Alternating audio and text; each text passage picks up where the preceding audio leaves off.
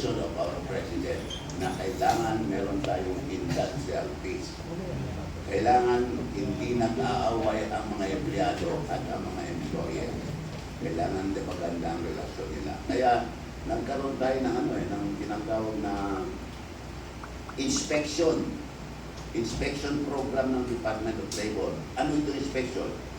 Pupunta ng ating mga labor inspectors, lahat ng mga business establishment para makita na ang mga labor laws ay sinusunod.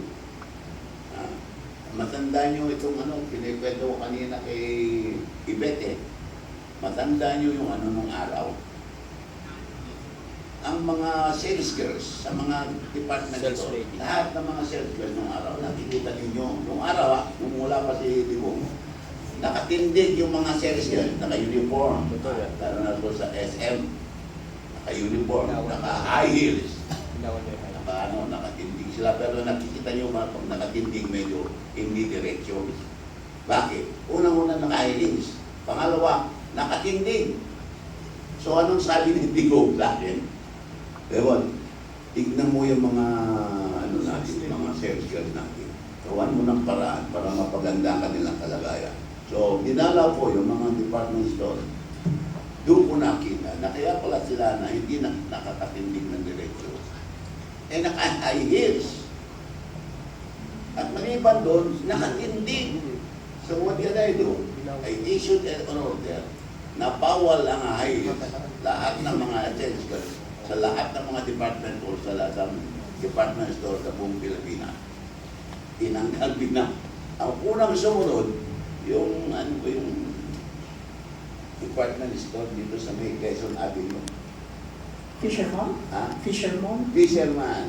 Fisher Mall. Fisher Mall. Yun ang unang sumunod. Binilhan nila ng mga sapatos ng mga sales girls. Wala nang heels, yung na lang, half inch na lang. Ayan. At saka, merong utos na every 2 hours, lahat ang mga sergeant dapat meron silang tinatawag na sitting break. Kailangan umupo. Ayun. Kaya ngayon, pag pumupunta ko sa SM, sa mga department, nakikita nila siya, wala nang heels. Ayan, ginagano. Yun ang ni Digong. Wala nang heels. At hindi lang na ginawa yan sa mga sales girls. Alam niyo yung call centers? May mga call centers Mga BPO. Mga BPO. O yung mga Call centers. agent. Call center Call agents. center agent. Mga yan, nakaupo. Di ba? Kasi nandaan sila ng Ngayon, sabi ni Digong, yung mga yan palagi nakaupo, kawawa naman. Bigyan ko rin sila ng standing break. Kaya every 2 hours, they are allowed 10 minutes to stand para naman makarelax. Hindi yun nakaupo ka, maghapon.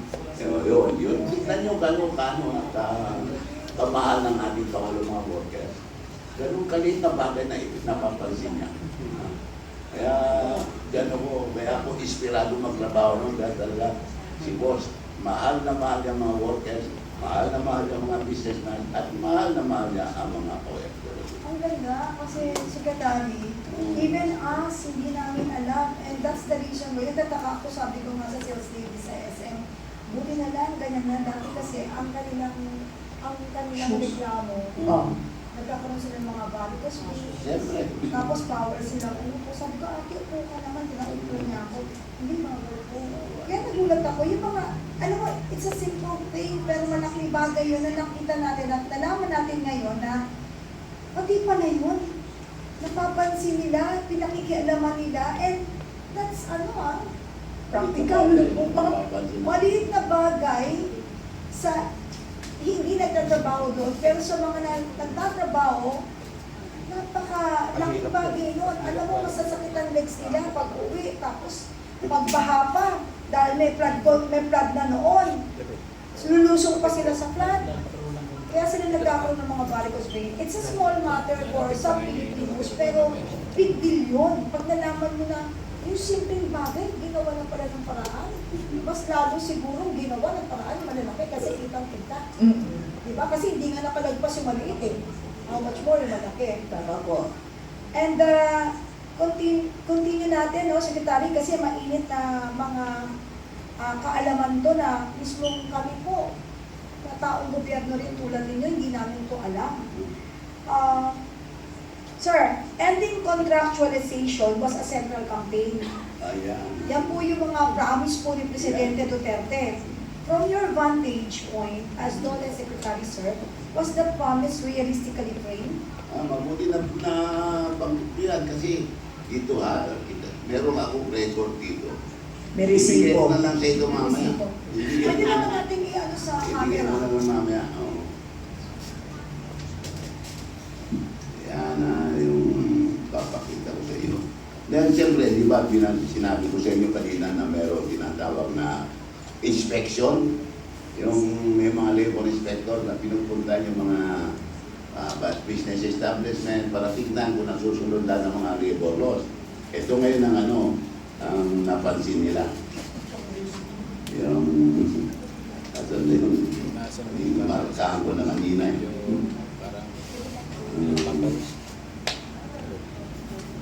Kasi, ang dami nung araw, nung pagpasok namin, ang dami namin mga nakita mga workers na mga casual na pwedeng tanggalin anytime.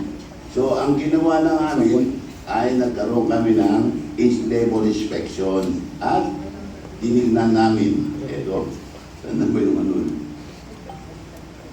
Yung ilan ang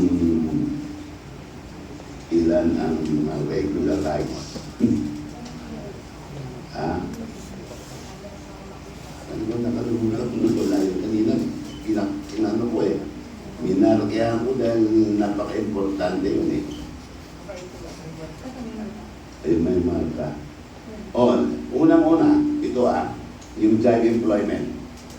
There were, from 2016 to 2022, yung term ng ating Pangulo, there were 13,119,000 job applicants.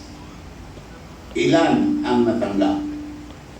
87%, 11,446,000 ang nabigyan ng trabaho. That is under the Public Employment Service of the Department of Justice. Ang daming nabigyan ng trabaho. Ngayon, ang isa namang bagay, ito. Pag in-inspect namin ang business establishment at meron kami nakita ng mga empleyado, puro casual. Alam niyo naman, di ba, pag nag-apply ka, ikukunin ka, meron kang tinatawag na probationary period of 6 months. After 6 months, pagkatuloy ang employment mo, dapat agad regular ka. Pero nung araw, hindi in-observe yan. Kana nagkaroon ng labor inspection on this. At as a result of this inspection, there were 653,385 workers na casual at naging regular. Yan. Yun ang dapat ng mga Ang galing, no? Ganun ang ginawa ng ating Ang galing, Secretary. Balikan natin to, no? Looking back now, Secretary, do you believe the administration succeeded, partially succeeded, or failed in addressing ENDO as Filipino understand? yung ENDO. Kasi yun yung parang pinatataputan ng mga contract workers, no? So, yung balikan legalization natin. has relations to ENDO kasi end of contract yun eh. So, but now, the moment you are regularized, wala nang irrelevant na yung ENDO contract dahil regular ko na. Yun ang pinaka-importante. Yun ang tanda nyo pag nag-apply kayo ng trabaho. Siyempre, probation. After probation, dapat alam nyo na pag tinuloy ang inyong employment, you become immediately regular employees at hindi kayo matatanggal except for cost. Yun ang dapat. Okay. Follow-up question, Secretary. Yes. Where exactly did the disconnect occur? Law? Where exactly did the disconnect Occur. Occur. Oo. Occur yung law, yung business resistance, yung sa Congress, or executive policy design? Kumbaga, Mr. Secretary,